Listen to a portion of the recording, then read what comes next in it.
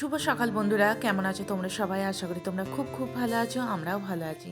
নতুন একটা ব্লগে তোমাদের সকলকে স্বাগত জানাচ্ছি। বাচ্চাদের পড়া প্রায় শেষের দিকে, তার শাকটা নিয়ে বসে পড়লাম। একটু তাড়াহুড়োর মধ্যেই আমাকে রান্না বান্না সারতে হবে, তো সেই কারণে আর দেরি করলাম না জানো। তো হ্যাঁ, অনেক দিন পর তোমাদের সামনে আসছি, অবশ্যই একটু নার্ভাস ফিল করছি। তো হ্যাঁ, শরীর খারাপ কিছু হয়নি বা অন্য কিছুও নয়, একটু কাজের চাপের মধ্যে ছিলাম, তো সেই কারণে। এদিকে রাইস কুকারে ভাত বসিয়ে দিয়েছি, আর ওদিকে কড়াতে আমি ডালটা সেদ্ধ বসিয়ে দিয়েছি।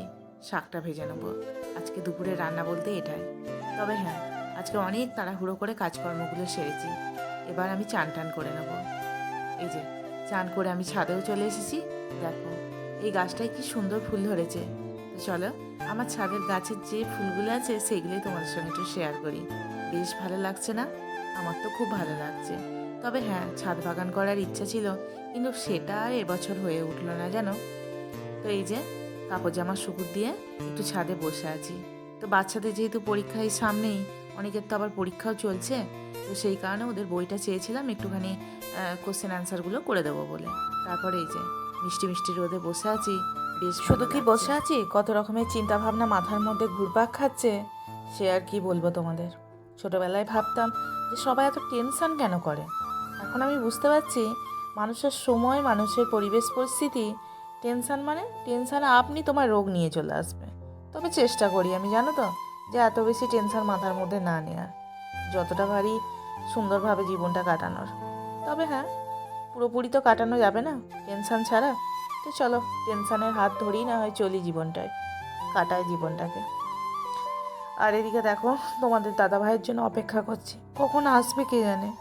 কেননা ওদিকে ধান পড়বে জানো তো, সে আবার ধানের কাজকর্ম আছে। আর এই সমস্ত ধানের কাজকর্ম করতে করতে না, কয়েকদিন, 2 সপ্তাহ পর তো আমি ব্লগ দিচ্ছি। প্রায় 1 সপ্তাহ, হ্যাঁ প্রায় বলবো না, 1 সপ্তাহ আমি ওই ধানের পিছনে লেগেছিলাম। তারপর চলে গেলাম আলুর পিছনে।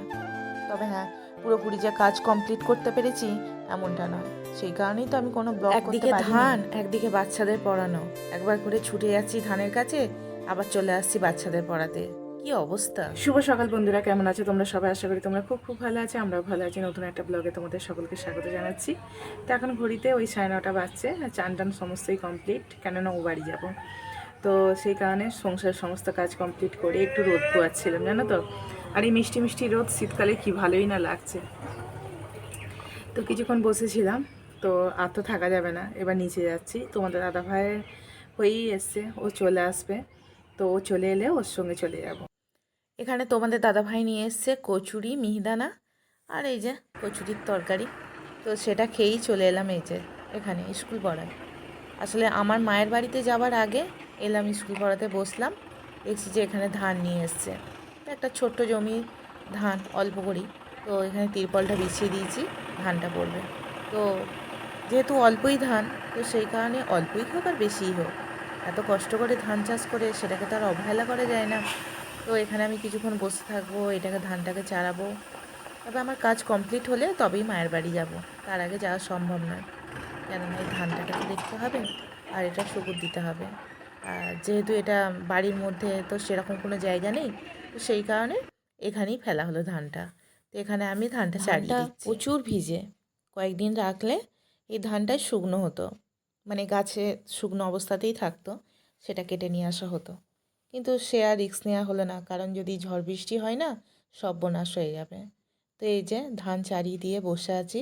তো কয়েকজন লোক, তো বন্ধুরা অনেকক্ষণ পর তোমাদের সামনে আসছি, আর সারাদিন ঘুরে ঘুরে পুরো শরীরটা আমার ক্লান্ত হয়ে গেছে। তো এখন রাতে রান্নাবান্না চলছে, দেখা যাক কি রাতে রান্নাবান্না করে মা। চলে একবার রান্নাঘরে গিয়ে দেখি।